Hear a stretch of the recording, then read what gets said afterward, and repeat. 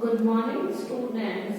Today we will study from your literature section figure of speech, and in your syllabus 10 figure of speech is mentioned. आपके जो syllabus है उसमें 10 figure of speech mention की गई है, जिसमें से 5 figure of speech जो कि simile, metaphor, personification, euphemism and epithet वो हम हमारे previous वीडियो में कर चुके हैं। इस वीडियो में हम बाकी की जो आपकी 5 रिमेनिंग फिगर ऑफ स्पीच हैं, जिनमें है antithesis, paradox, oxymoron, alliteration and onomatopoeia, ये करेंगे। तो अब हम देखते हैं हमारी एंटीथेसिस फिगर ऑफ स्पीच। एक बात तो ये कि एंटीथेसिस, पैराडॉक्स एंड ऑक्सीमोरन ये जो तीनों फिगर ऑफ स्पीच है वो कॉन्ट्रास्ट डिफरेंस को बताती है, कॉन्ट्राडिक्टरीज आइडियाज को बताती है। इन तीनों में बहुत ही माइन्यूट डिफरेंस होता है जिसे हम देखेंगे। तो सबसे पहले हम एंटीथेसिस करते हैं। It is a figure of speech in which the exact opposite और कॉन्ट्राडिक्टरी या कॉन्ट्रास्टिंग आइडियाज आर कन्वेड। ये ऐसे फिगर ऑफ स्पीच हैं जिसमें एग्जैक्ट ऑपोजिट आइडियाज कन्वे किए जाते हैं। जैसे हम ये एग्जांपल देखते हैं, वो कैसे होते हैं कि his beautiful face conveyed ugly thoughts। उसका जो ब्यूटीफुल फेस है वो अगली थॉट्स कन्वे कर रहा है। तो हमने क्या पढ़ा है यहाँ पे? Exact opposite ideas. क्या पढ़ा है? एग्जैक्ट और ऑपोजिट और कंट्रास्टिंग आइडियाज। तो एग्जैक्ट तो ब्यूटीफुल का ऑपोजिट क्या होता है? अगली। ब्यूटीफुल का ऑपोजिट हुआ अगली। तो exact opposite ideas are convey. लेकिन यहाँ पे है दो आइडियाज हमेशा मिलेंगे। ध्यान रखिएगा एंटीथेसिस में दो आइडियाज होंगे जिसके लिए एग्जैक्ट ऑपोजिट वर्ड यूज किया जाता है। जैसे हिज ब्यूटीफुल फेस, उसका जो ब्यूटीफुल फेस है वो अगली थॉट्स। आइडिया दो कैसे हो गए? His face and thoughts. ये दो आइडियाज हो गए, दो थॉट हो गई या दो सिचुएशंस हो गई जिनके लिए एग्जैक्ट ऑपोजिट वर्ड हमने यूज किए, जो कि है ब्यूटीफुल एंड अगली। तो ये एंटीथेसिस फिगर ऑफ स्पीच वो फिगर ऑफ स्पीच है जिसमें एग्जैक्ट ऑपोजिट, बिल्कुल एग्जैक्ट जो ऑपोजिट वर्ड होते हैं उन्हें यूज किया जाता है। और दो आइडियाज के लिए, एक ही स्टेटमेंट के टू आइडियाज के लिए यूज किया जाता है, जिसमें यहाँ पे हिज ब्यूटीफुल फेस एक आइडिया हो गया और अगली थॉट्स जो है वो दूसरा आइडिया हो गया, और exact opposite word beautiful and अगली हमने यूज किया है। इसी तरह से हम दूसरा एग्जांपल देते हैं। Many are called but few are chosen। तो many का यहाँ पे क्या है? many का ऑपोजिट क्या होता है? few। many का ऑपोजिट क्या होता है? few। तो ये पे यहाँ पे दो आइडियाज क्या है? many are called एंड दूसरा आइडिया क्या है? few are chosen। बहुतों को बुलाया गया लेकिन कुछ को चूज किया गया। तो दो स्टेटमेंट, दो आइडियाज के लिए एग्जैक्ट ऑपोजिट वर्ड हमने यूज किया है। many are called but few are chosen। दो आइडियाज के लिए एक ही स्टेटमेंट में एग्जैक्ट ऑपोजिट वर्ड। ध्यान रखिएगा बिल्कुल एग्जैक्ट जो ऑपोजिट वर्ड होता है वो हमें यूज करना है। तो वो जब भी यूज किया जाता है तो ये होता है आपका एंटीथेसिस। एक बार फिर से रिपीट कर रही हूँ। जब किसी भी स्टेटमेंट में आपको, चाहे आपकी पोएट्री हो या प्रोज हो, उसमें एग्जैक्ट ऑपोजिट किसी भी थॉट को लेकर या किसी भी आइडिया को लेकर एक ही स्टेटमेंट में दो आइडियाज को लेकर कॉन्ट्रास्टिंग व्यू या एग्जैक्ट ऑपोजिट वर्ड्स को यूज किया जाए तो वो आपकी फिगर ऑफ स्पीच होती है एंटीथेसिस। मतलब एक ही स्टेटमेंट में दो आइडिया है और जिसके लिए हम एग्जैक्ट वर्ड यूज कर रहे हैं, जैसे यहाँ पे ब्यूटीफुल एंड अगली एंड मैनी एंड फ्यू। और एक आपको आइडिया और बता देते हुए ये ट्रिक है कि जो भी एग्जैक्ट ऑपोजिट वर्ड्स जो यूज होते हैं वो साथ में यूज नहीं होकर उनमें कुछ वर्ड्स का डिफरेंस होता है। जैसे ब्यूटीफुल और अगली थॉट्स में थोड़ा सा डिफरेंस है वर्ड्स में, और मैनी एंड फ्यू। अब दूसरी फिगर ऑफ स्पीच है आपके पैराडॉक्स। पैराडॉक्स है a statement that is self contradictory. यहाँ पे ध्यान दीजिएगा, यहाँ पे जो दो आइडियाज के लिए एग्जैक्ट ऑपोजिट वर्ड्स यूज किए थे ये सेल्फ कॉन्ट्राडिक्टरी होता है। स्टेटमेंट ही ऐसा लिखा जाता है कि जो अपने आप में विरोधाभास जताए। वो कैसे होगा वो हम आगे देखते हैं। इन appearance but which contains the truth below the surface. But इसके पीछे, उस आइडिया के पीछे कोई सच्चाई होती है, ट्रूथनेस होती है। तो हम एग्जांपल देखते हैं, he is the best teacher who teaches nothing. तो इसमें स्टेटमेंट जो है अपने आप में सेल्फ कॉन्ट्रडिक्टरी है। सेल्फ कॉन्ट्रडिक्टरी कैसे? एक तरफ तो हम उसको कहते हैं बेस्ट टीचर है, ठीक है, दूसरी तरफ हम कह रहे हैं कि वो कुछ नहीं पढ़ाता। एक तरफ तो हम क्या बोल रहे हैं कि बहुत ही अच्छा टीचर है, और बहुत अच्छे टीचर की क्वालिटी क्या होती है कि वो बहुत अच्छे से समझाता है, बहुत अच्छे से पढ़ाता है, बहुत अच्छे से एक्सप्लेन करता है। और यहाँ पे दूसरी इसी में हम क्या कह रहे हैं, कुछ ही नहीं पढ़ाता, बहुत अच्छा टीचर है लेकिन कुछ नहीं पढ़ाता। तो ये तो हो गया सेल्फ कॉन्ट्रडिक्टरी होता है अपीयरेंस में, लेकिन उसके पीछे एक सच्चाई होती है। सच्चाई कैसे? कि वो इतना बेस्ट टीचर है कि उसे कुछ कहने की जरूरत ही नहीं है, वो बिना कहे कम शब्दों में भी अपनी बात को बहुत अच्छे से समझा पाता है।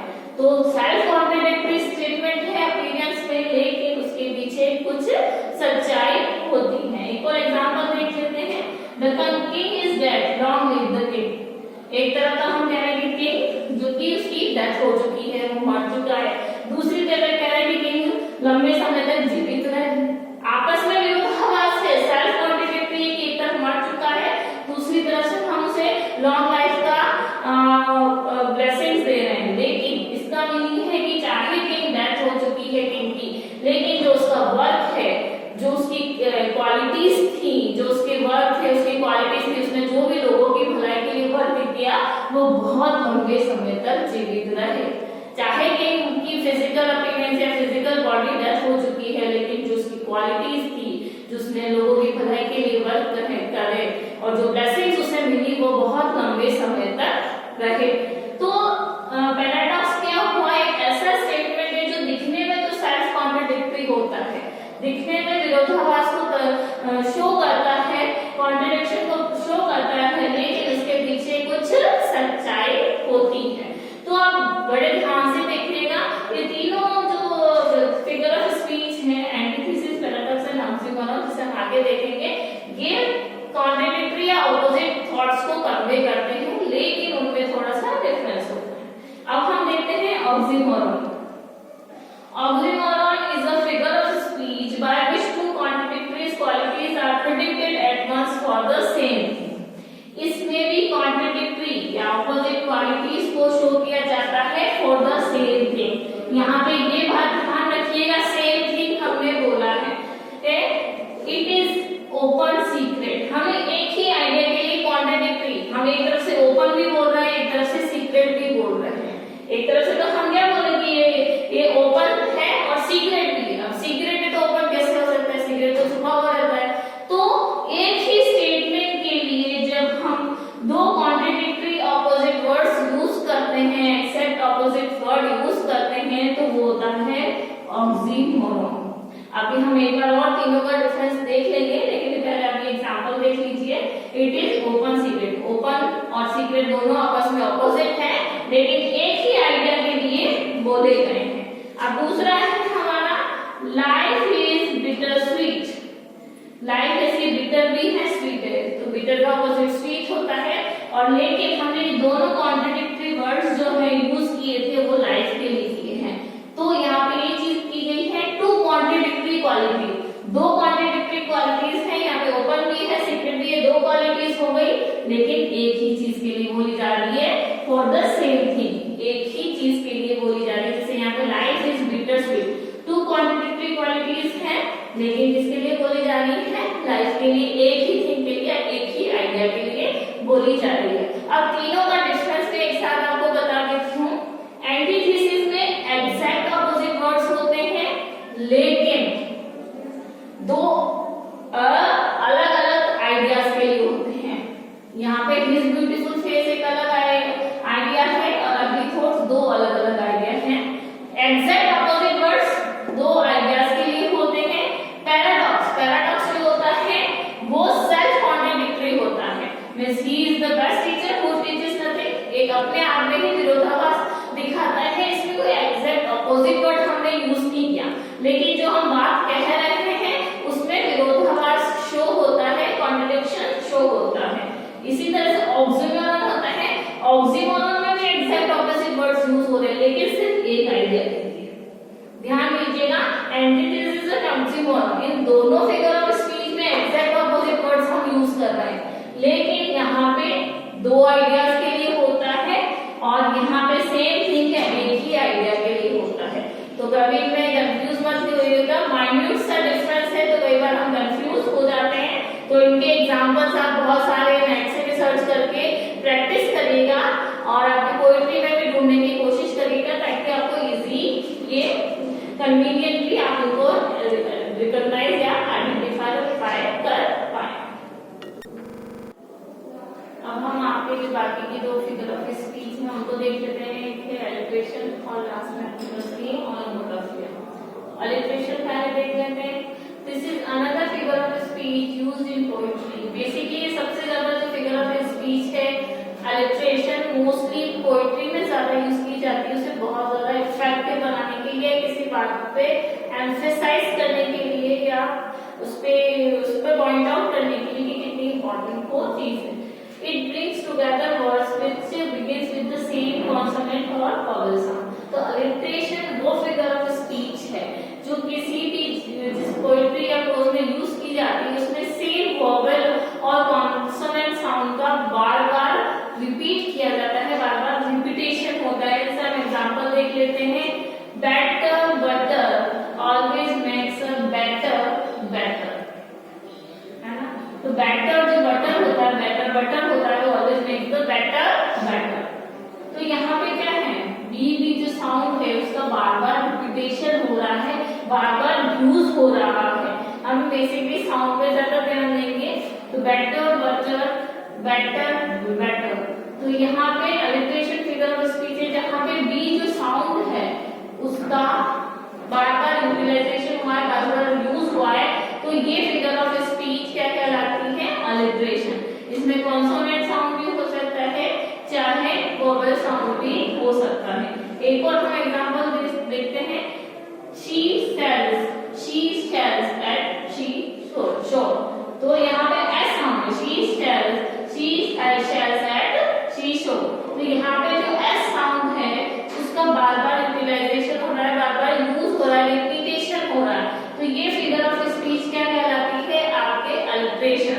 तो जब भी किसी भी पोएट्री में बार-बार सेम वर्ड का सेम, यहाँ पे कई बार बीच में सेम वर्ड भी यूज हो सकता है, तो सेम वर्ड हो या सेम वोवेल साउंड हो तो हम उसे अलिट्रेशन फिगर ऑफ स्पीच कहते हैं, जो कि पोएट्री में किसी बात पे एक्सरसाइज करने के लिए या उसको मोर इफेक्टिव बनाने के लिए बहुत यूज की जाती है। जनरली से पोएट्री में बहुत ज्यादा यूज किया जाता है। पोएट अपनी बात को एम्फेसाइज करता है या किसी बात को इम्पोर्टेंस देता है, तो उस चीज के लिए बहुत ज्यादा उसे यूज करता है। अब है हमारी जो आपके सिलेबस के अकॉर्डिंग जो फिगर ऑफ स्पीच है वो है ऑनोमोटोफिया, जो आपके सिलेबस में लास्ट फिगर ऑफ स्पीच है। It means sound echoing the sense, मतलब यहाँ पे साउंड जो किसी सेंस को शो करे, किसी का साउंड हो, किसी भी चीज का साउंड हो, वो ऑनोमोटोफिया। इसका प्रोनाउंसिएशन आप सुन लें, it is onomatopoeia. Sound echoing the sense, it is figure of speech in which the sound suggest the sense. Sound जो भी है, किसी भी चीज का साउंड, चाहे आपके आसपास कोई भी चीज हो, चाहे कोई टेबल का साउंड हो जिसे आप ड्रैग कर रहे हैं तो उसका वो साउंड है, या आप चल रहे हैं तो वो साउंड है, कोई एनिमल का साउंड है, कोई नेचुरल थिंग का साउंड है, चाहे वाटर का साउंड है, तो किसी भी जब किसी के भी साउंड की हम बात करते हैं तो वो हमारा कहलाती है फिगर ऑफ स्पीच ऑनोमोटोफिया। तो जैसे ग्रैंड ग्रैंड गोज द होग, होग पिग को कहते हैं, ग्रैंड ग्रैंड इसकी साउंड है। तो ये फिगर ऑफ स्पीच कहलाएगी जो भी किसी साउंड को इको करे, साउंड को शो करे, साउंड के वर्ड को बताए, वो आपकी ऑनोमोटोफिया फिगर ऑफ स्पीच होती है। जैसे जो हॉग है उसकी जो साउंड है वो ग्रंट ग्रंट है, उसे ऑनोमोटोफिया कहेंगे। एक और एग्जांपल हम देखते हैं, जैसे the thunder road and lightning crash. तो जो थंडर है, जो तूफान है, वो गरजता है, और लाइटनिंग जो एकदम बिजली कड़कती है, तो इनके जो साउंड है वो आपके क्या कहलाएंगे, ये ऑनोमोटोफिया फिगर ऑफ स्पीच कहलाएंगे। जैसे बहुत सारे एनिमल्स होते हैं, जैसे बी की होती है,